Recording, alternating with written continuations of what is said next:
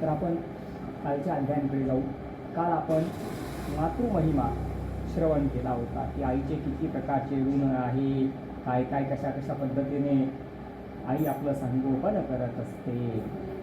बघा, जोपर्यंत लहान बाळ चांगलं खेळतं आहे ना, तोपर्यंत सगळे नातेवाईक म्हणजे सगळे आप्तेष्ट बंधू बांधव त्या बाळाजवळ खेळतात. तोपर्यंत कोणाला बाळाचा त्रास नाही हो.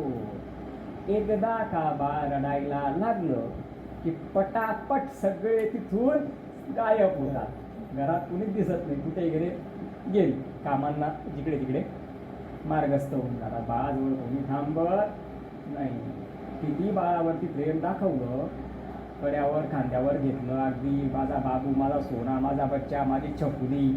एकदा का बाळाने शू केली किंवा शी केली की पप्पा सुद्धा बाजूला ठेवून देतात, ते सुद्धा हात लावायला येत नाही.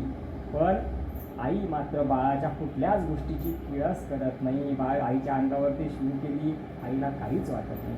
शी जरी केली बाळाने तरी आईला त्याचं वाईट वाटत नाही किंवा काही त्याचं किळस सुद्धा आईला वाटत नाही. म्हणून म्हटलंय श्रोते हो, जगा वेगळी ही ममता, जगा वेगळी अंगाई. अरे जगा वेगळी ममता फक्त माताच करू शकते, म्हणून तिला आई म्हटलंय. आईचं ऋण आपण श्रवण केलं.